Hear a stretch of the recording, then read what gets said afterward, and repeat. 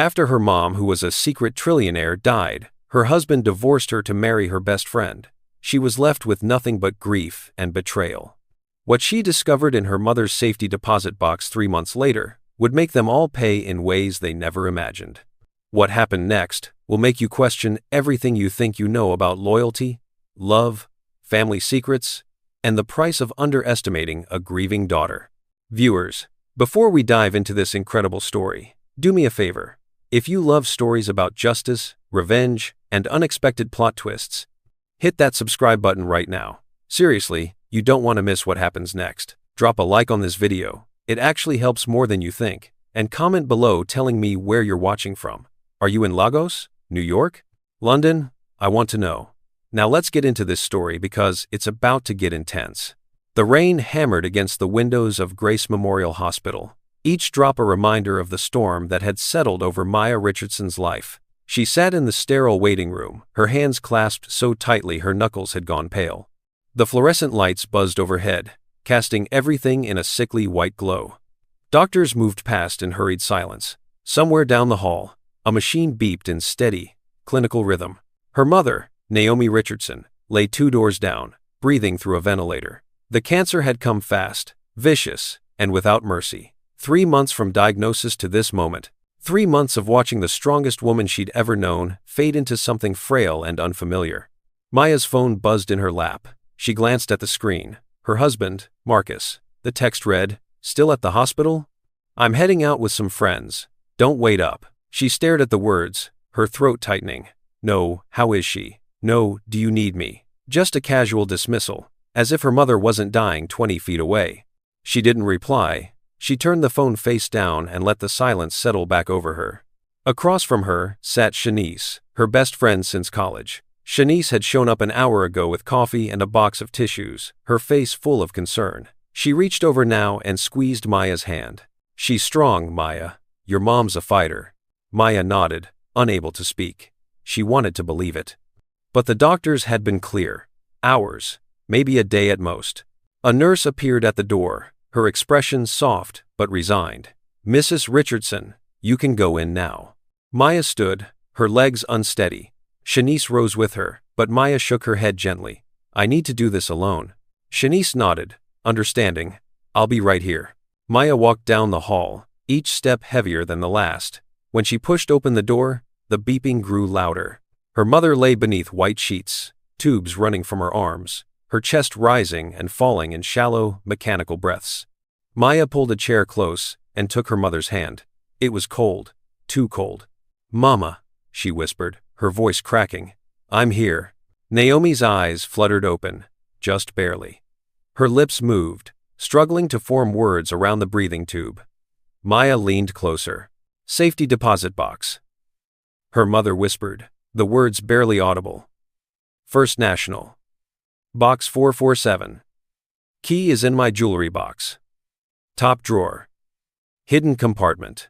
Maya's brow furrowed. "Mama, don't worry about that now. Just rest." Naomi's grip tightened, surprising in its sudden strength. "Promise me. You go. You open it. Don't tell anyone. Not Marcus, not Shanice, no one." The urgency in her mother's voice sent a chill down Maya's spine. "I promise, Mama, I promise."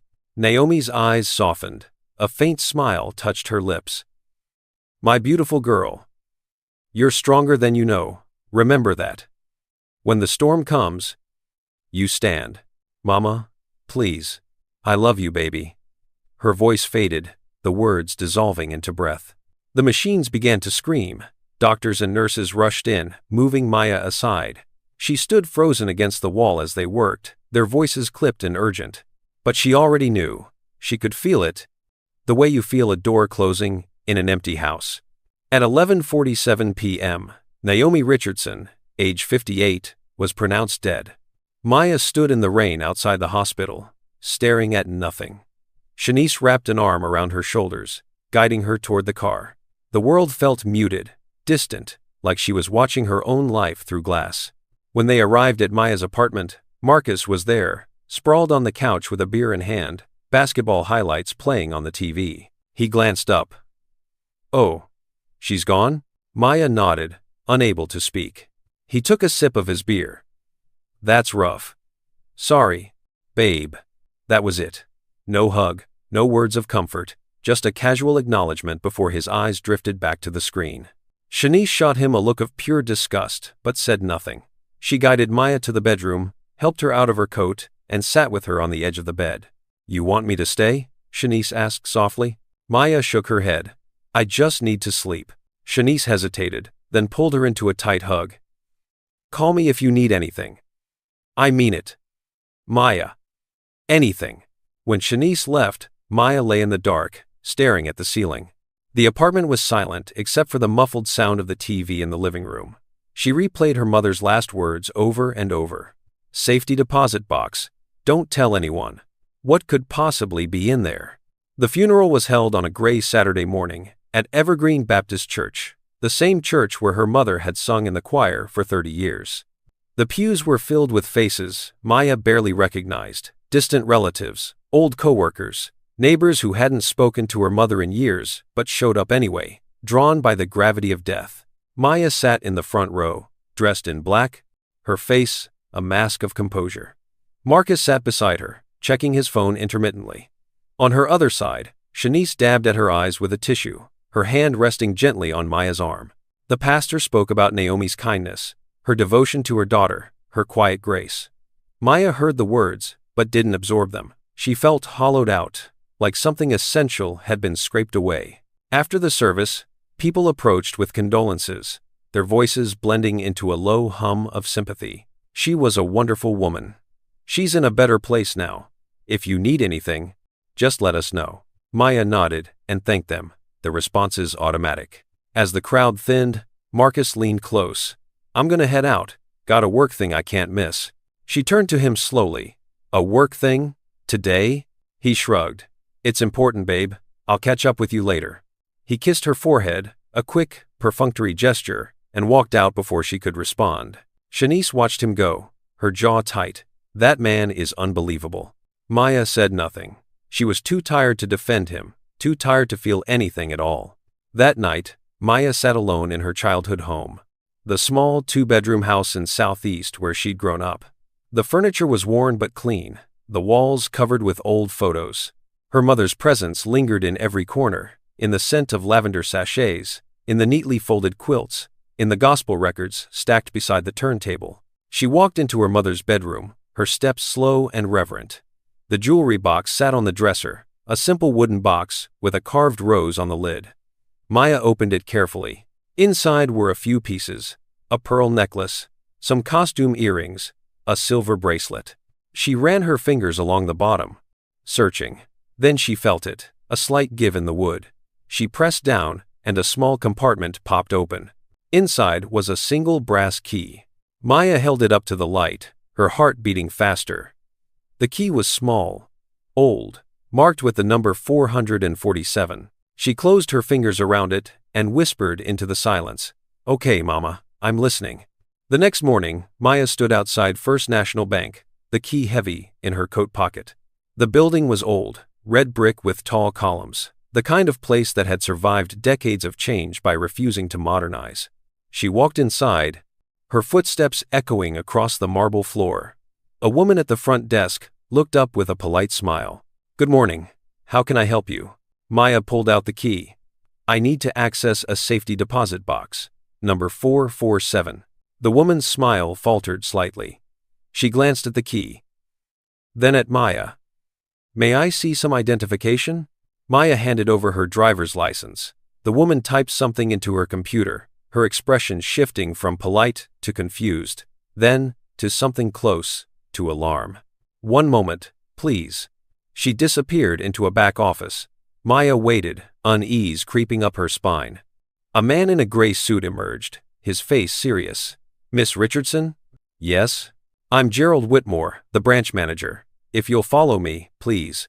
He led her down a narrow hallway, past rows of safety deposit boxes embedded in the walls. He stopped at box 447, inserted his key alongside hers, and turned them both. The door opened. Inside was a single thick manila envelope. Gerald stepped back, his expression carefully neutral. "Take all the time you need." When you're finished, just let me know. Maya pulled the envelope out, her hands trembling slightly.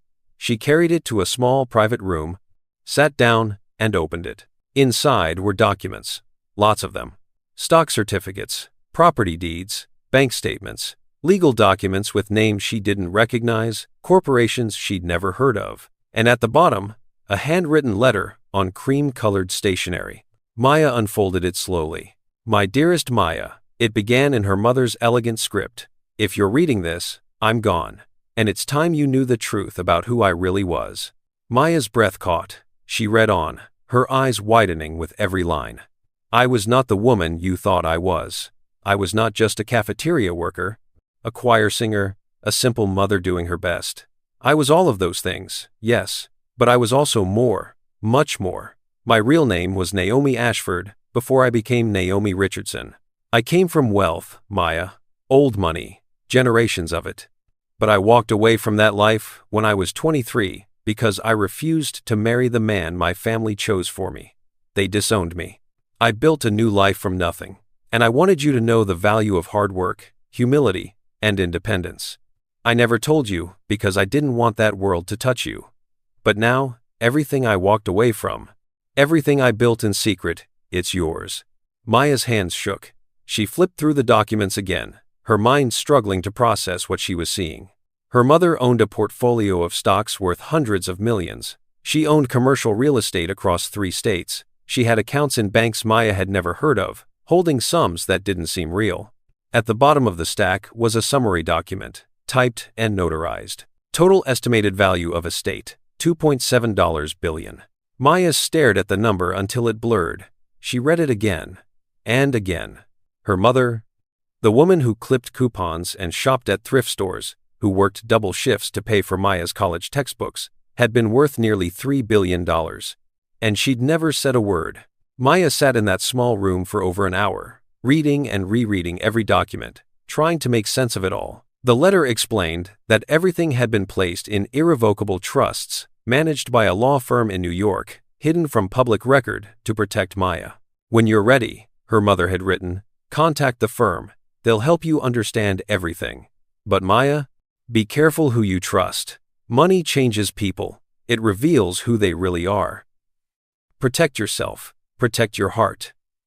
And remember, you are my daughter. You are stronger than you know." Maya folded the letter carefully and placed it back in the envelope. She walked out of the room, past the branch manager who watched her with wary respect, and out into the daylight.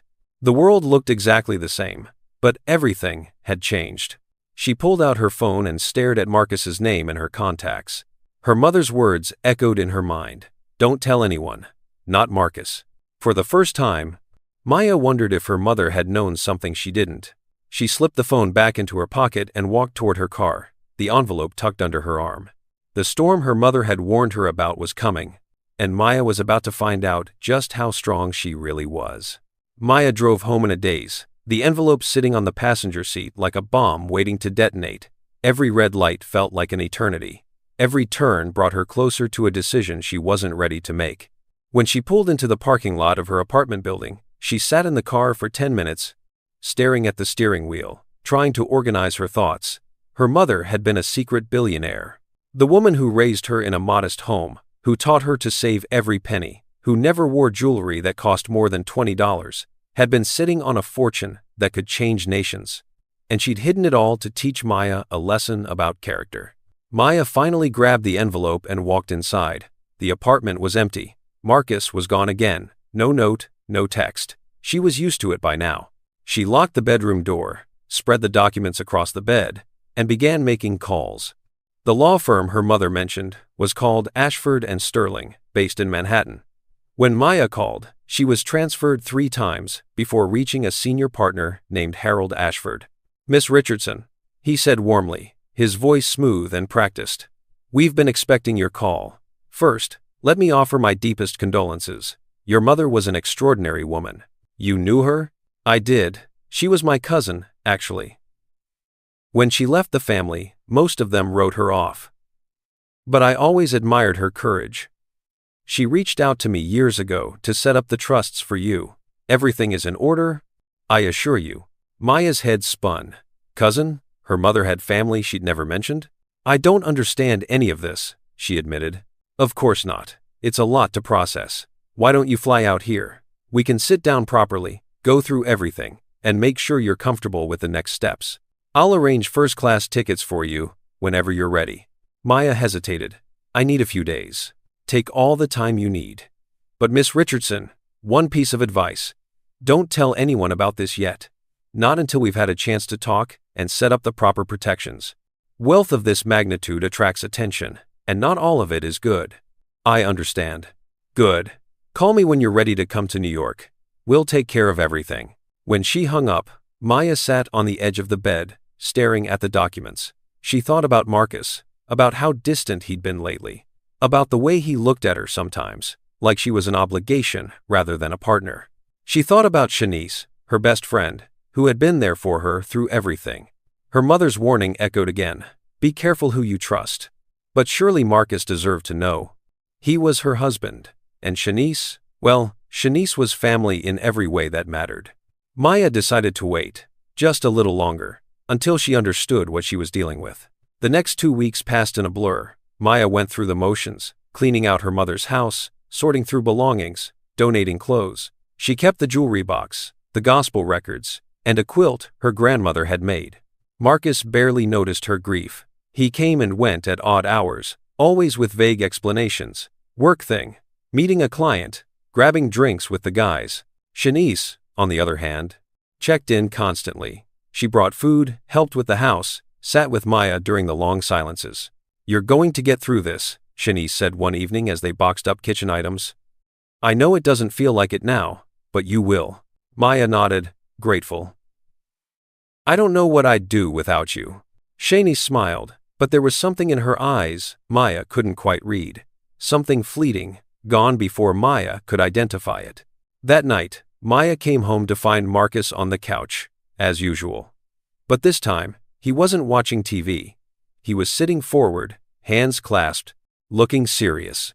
We need to talk, he said. Maya's stomach dropped. Those 4 words never led anywhere good. She sat across from him, her body tense. What's going on? He took a deep breath, and for the first time in months, he looked uncomfortable. Maya, I don't know how to say this, so I'm just going to say it.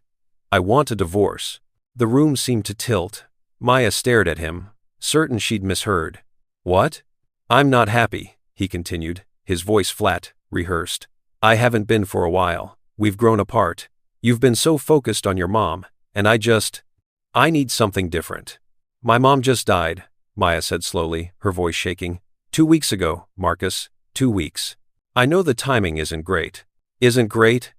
She stood, anger flaring hot and sudden. My mother just died. And you're telling me you want a divorce?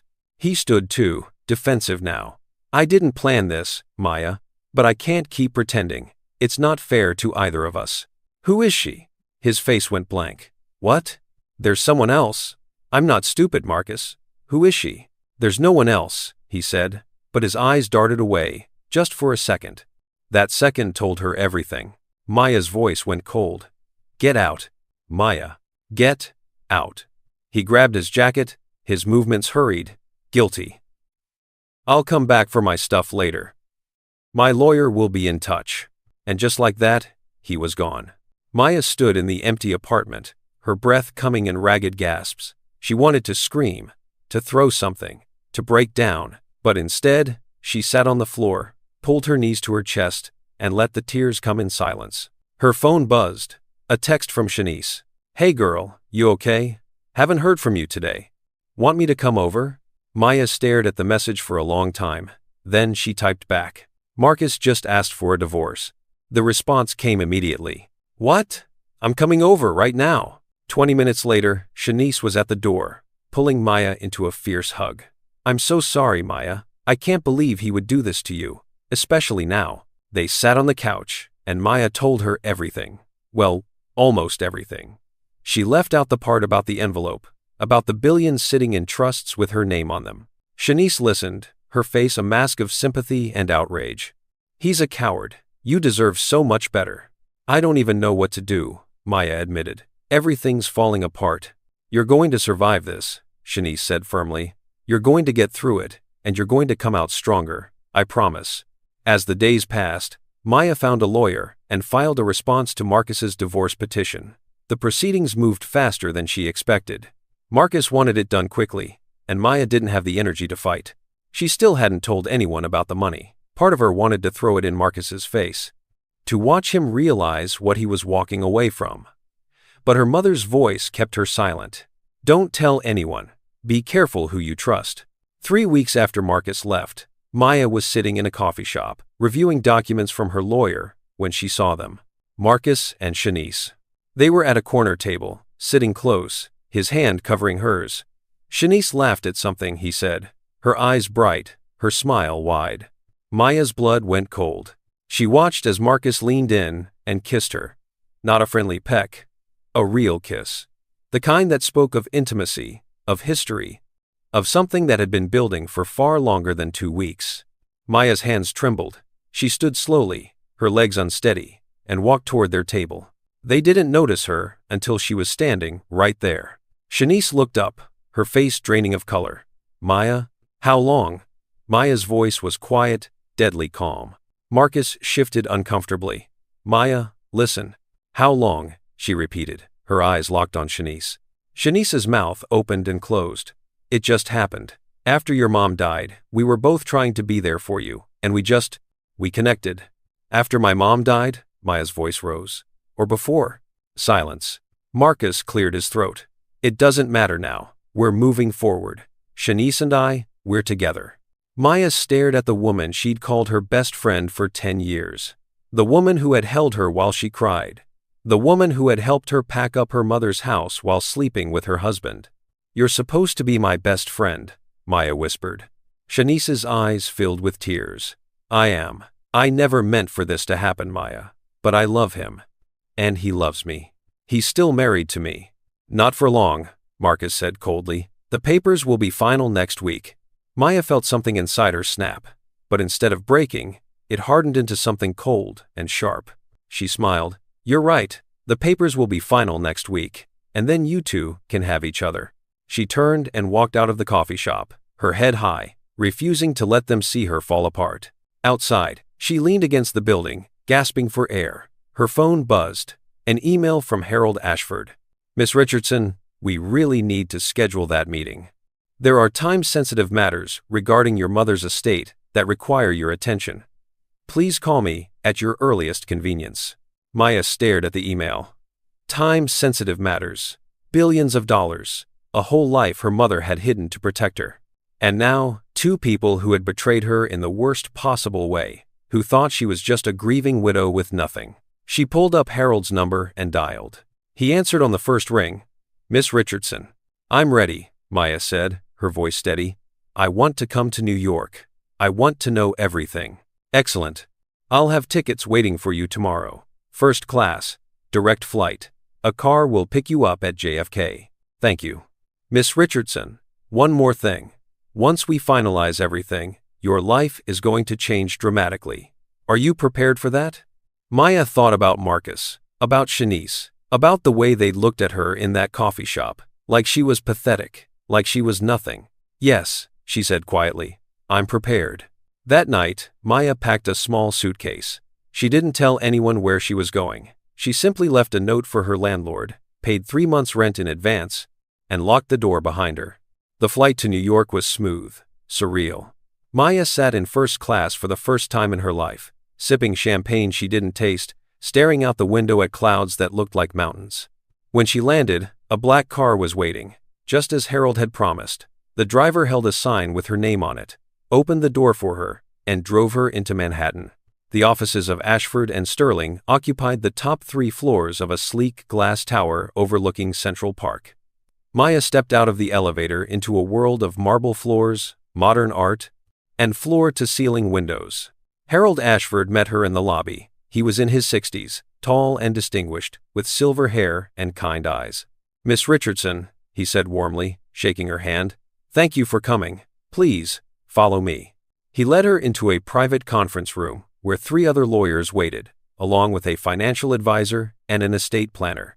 For the next 4 hours, they walked Maya through everything: the stocks, the real estate, the offshore accounts, the trusts, the properties in London, Dubai, and Cape Town that her mother had acquired over decades of quiet, strategic investments. Her mother hadn't just been wealthy, she'd been a financial genius, building an empire from the shadows while living like she had nothing. Your mother was very clear in her instructions, Harold explained. Everything is yours, with no restrictions. The trusts become active on your 30th birthday or upon her death, whichever came first. As of 2 weeks ago, you became one of the wealthiest individuals in the country. Maya sat back, overwhelmed. Why didn't she tell me? Because she wanted you to know who you were before you knew what you had, Harold said gently. She wanted you to build your own character, your own strength, and from what I can tell, she succeeded. By the time the meeting ended, Maya had signed dozens of documents, set up new accounts, and hired a team to manage her assets. She walked out of that building a different woman than the one who'd walked in. She checked into a suite at the Four Seasons, ordered room service, and sat by the window, staring out at the city lights. Her phone buzzed, a text from Marcus. We need to finalize the settlement. My lawyer says you're not responding. Let's just get this over with. Maya smiled coldly. She opened her laptop and drafted an email to her own lawyer. Proceed with the divorce as planned. I'm not contesting anything. He can have the apartment, the car, whatever he wants. I don't need any of it. She hit send and turned off her phone. Tomorrow, she'd fly back. Tomorrow, she'd start building the life her mother had prepared her for. But tonight, she'd let herself feel everything. The grief, the betrayal, the anger, and beneath it all, a spark of something new. Power. After her mom, who was a secret trillionaire, died, her husband divorced her to marry her best friend. Part 3. 6 months passed like a dream. Maya was only half convinced was real. She returned from New York, a different woman, though no one could see it yet. She moved out of the apartment she'd shared with Marcus and into a modest rental downtown. She dressed the same, drove the same 10-year-old Honda, and worked her same job as a graphic designer for a small marketing firm. To everyone who knew her, she was just Maya Richardson, the woman whose mother had died and whose husband had left her for her best friend. The object of pity and whispered gossip. But beneath that surface, everything had changed. Maya spent her evenings on video calls with Harold and his team, learning the intricacies of her empire. She studied market reports, property portfolios, and investment strategies. Her mother had built something extraordinary, and Maya was determined to understand every piece of it. She learned that her mother owned a controlling stake in 3 major corporations, including a tech company that was about to go public.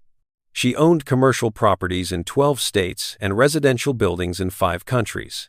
She had art collections stored in climate-controlled vaults, vintage cars in secure garages, and a portfolio of rare books worth millions. And Maya controlled it all. She watched from a distance as Marcus and Shanice moved in together. They posted photos on social media, smiling and carefree, looking like the perfect couple. Maya saw the comments from mutual friends, the congratulations, the heart emojis. It should have hurt, but it didn't, because Maya knew something they didn't. Revenge wasn't about emotion. It was about timing. The divorce was finalized on a Tuesday morning. Maya signed the papers at her lawyer's office, her expression neutral. Marcus got the apartment, his car, and half of their joint savings, which amounted to about $12,000. He thought he'd won. That same afternoon, Maya called Harold. I'm ready to make my first move, she said. What do you have in mind? Marcus works for Kimball & Associates, a mid-sized consulting firm. I want to know who owns it. There was a pause, the sound of typing. Looks like it's privately held. Majority shareholder is a venture capital firm called North Point Equity. Can we buy it? Harold's tone shifted, intrigued. North Point has been looking to sell their portfolio companies. It would take some negotiation, but yes, it's possible. Do it, quietly. I don't want my name on anything. Understood. What are you planning? Maya's voice was calm, cold. I'm going to teach him what it means to underestimate someone. 3 weeks later, the deal was done. Maya, through a series of shell companies and trusts, became the majority owner of Kimball & Associates. Marcus had no idea. She attended her first board meeting via video call, her face unseen, her voice disguised through a modulator. She listened as the executives discussed restructuring, cost-cutting measures, and personnel changes. When they finished, Maya spoke. "I want a full review of all senior consultants. Performance metrics, client feedback, billable hours. I want to know who's actually contributing and who's coasting." The CEO nodded. "Of course, we'll have that ready within the week." A week later, the report came back. Marcus's numbers were mediocre at best. He billed fewer hours than his peers, had mixed client reviews, and spent more time networking than working. Maya made a note and moved on. She didn't fire him. Not yet. That would be too easy. Instead, she implemented a new policy. All senior consultants would be required to pitch for their projects. No more guaranteed clients. No more coasting on seniority. Marcus suddenly found himself competing for every account, and he wasn't very good at it. Within 2 months, his commissions dropped by 60%. He started staying late at the office, stressed, snapping at colleagues. Shanice posted less on social media. The photos of their perfect life slowed to a trickle. Maya watched from the shadows, a ghost in her own empire. But she wasn't done. Shanice worked as a regional manager for a boutique hotel chain called Le Monde Suites. Maya did her research. Le Monde was struggling. They'd overextended during the pandemic, opened too many locations, and now they were hemorrhaging cash. The parent company was looking for a buyer. Maya called Harold again. "I want to buy Le Monde Suites." This time, Harold didn't hesitate. "I'll start the negotiations." It took 2 months, but the deal closed. Maya became the owner of Le Monde Suites through another anonymous holding company. She fired the old management team and brought in her own people. The new CEO was a woman named Diane Porter, a hospitality veteran with a reputation for ruthless efficiency. "I want a full audit," Maya told Diane during their first meeting. "Every manager, every location. I want to know who's performing and who's not." Diane didn't ask questions, she just nodded. "Consider it done." The audit revealed what Maya expected. Shanice's location was underperforming. Guest reviews were mediocre. Staff turnover was high. Shanice herself was more interested in Instagram photos than actual management. Diane called Shanice into her office on a Friday afternoon. "Miss Williams, we need to discuss your performance." Shanice sat down, confident, smiling. "Of course, what can I do for you?" "Your location is ranked 3rd from the bottom in our portfolio. Guest satisfaction is down. Revenue is flat. Staff morale is low. Can you explain this?" Shanice's smile faltered. Well, we've had some challenges, but I'm not interested in excuses," Diane said calmly. "I'm interested in results. And you're not delivering them. I've been working hard. Not hard enough. Effective immediately, you're being placed on a performance improvement plan. You have 60 days to turn this location around, or you'll be terminated." Shanice's face went pale. "You can't do this." "I just did. You'll receive the full details in writing by Monday. That's all." Shanice left the office in a daze. She sat in her car, hands shaking, and called Marcus. "They're threatening to fire me," she said, her voice breaking. "I don't understand. I've been doing everything right." Marcus, already stressed from his own work problems, sighed heavily. "Babe, I can't deal with this right now. I've got my own issues. Just figure it out, okay?" The line went dead. Shanice stared at her phone, tears streaming down her face. For the first time, she wondered if leaving Maya had been a mistake. Maya, meanwhile, was just getting started. She used her resources to track every aspect of their lives. Not through anything illegal, just public information, social media, and the access that came with owning their employers. She learned that Marcus had taken out a loan to buy an engagement ring for Shanice, a big one, expensive. He proposed last month, and Shanice had said yes. They were planning a wedding for the spring, a destination wedding in Cabo San Lucas. They'd sent out save the dates to all their friends. Maya looked at the save the date card someone had posted online. It featured a photo of Marcus and Shanice on a beach, laughing, holding hands, looking blissfully happy. She felt nothing. Well, almost nothing. There was a cold satisfaction, the kind that comes from knowing you hold all the cards and your opponent doesn't even know they're playing. She made another call to Harold. "I want to start a scholarship fund," she said. "In my mother's name. The Naomi Richardson Scholarship, for first-generation college students. I want it to be substantial, full ride. Room and board, books, everything. That's a wonderful idea, Harold said warmly. How much are you thinking? Start with 50 million. We can adjust from there. There was a brief pause. 50 million, yes, we can certainly do that. I'll have our foundation team draw up the paperwork. And Harold, I want the announcement to be public. I want my name attached to it. Are you ready for that? Once your name is out there. I'm ready. The announcement came on a Wednesday morning. Major news outlets picked it up immediately. Maya Richardson, daughter of the late Naomi Richardson, has established a $50 million scholarship fund for first-generation college students. Miss Richardson, recently identified as the sole heir to the Ashford fortune, plans to expand the program nationally over the next 5 years. The story included Maya's photo, a professional headshot she'd had taken the week before. She looked poised, elegant, powerful. Within hours, her phone exploded, reporters requesting interviews, old friends reaching out, distant relatives she'd never heard of suddenly wanting to connect. And 2 calls that didn't come, Marcus and Shanice. Maya knew they'd seen the news. Everyone had seen it. The story was everywhere. She imagined them in their apartment, staring at the headlines, realizing what they'd walked away from, realizing who she'd been all along. She didn't call them. She didn't gloat. She simply moved forward. That evening, she attended a charity gala downtown, her first public appearance since the announcement. She wore a midnight blue gown, simple but elegant, and entered the ballroom with her head high. People stared. Whispers rippled through the crowd. But Maya moved through it all with grace, shaking hands, accepting congratulations, acting like she'd been doing this her whole life. Halfway through the evening, she saw them, Marcus and Shanice, standing near the bar. They'd been invited weeks ago, back when they were just another young couple trying to network. They saw her at the same moment. The color drained from both their faces. Maya smiled and walked over. Marcus, Shanice? What a surprise. Marcus couldn't speak. Shanice's eyes were wide, darting between Maya and the crowd, as if looking for an escape. Congratulations on your engagement, Maya said pleasantly. I saw the announcement, spring wedding in Cabo, right? Shanice nodded weakly. Maya, I hope you have a wonderful time, Maya continued, her voice light, friendly. You deserve each other. The words hung in the air, their double meaning clear. Marcus finally found his voice. Maya, I didn't know.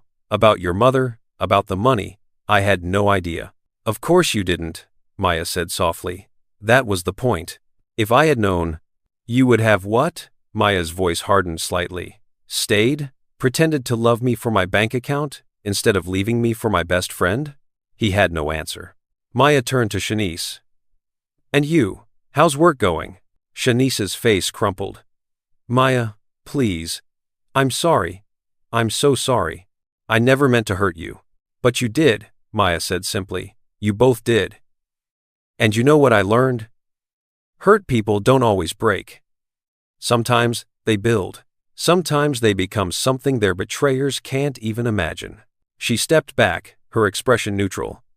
Enjoy the rest of your evening. I certainly will. She walked away, leaving them standing there, frozen. The next morning, Shanice was fired. The 60-day improvement plan had been a formality. Diane had already made the decision. Shanice's severance was the legal minimum, and her professional reputation was in tatters. Marcus lost his biggest client the same week. The client didn't explain why they were leaving. They just left. Within a month, he was laid off as part of restructuring. His severance was slightly better than Shanice's, but not by much. Their engagement photo, once plastered everywhere, disappeared from social media. The save the dates for the wedding went out, but the wedding was quietly postponed, then canceled. Maya heard about it all through the grapevine. She didn't interfere. She didn't need to. She'd set things in motion and stepped back. Gravity did the rest. 6 months after the gala, Maya stood at the window of her new penthouse apartment, overlooking the city. She'd finally moved out of the modest rental and into something that reflected her reality. Her phone rang. It was Harold. Just wanted to check in, he said. How are you doing? I'm good, Maya said. And she meant it. Really good. Your mother would be proud of you. Maya's throat tightened. You think so? I know so. She wanted you to be strong, to be smart, to be someone who couldn't be broken. And that's exactly who you've become. After they hung up, Maya sat down at her desk and opened her laptop. She had work to do. The scholarship fund needed attention. Her companies needed strategic direction. There were properties to review, investments to analyze, and a future to build. She thought about Marcus and Shanice sometimes, but not often. They'd made their choices, they'd revealed who they really were, and in doing so, they'd freed her to become who she was always meant to be. The woman her mother had raised, the woman who could survive anything. As she worked, her mother's letter sat in a frame on her desk, the final lines visible. When the storm comes, you stand. You are stronger than you know. Maya had stood, and she was still standing.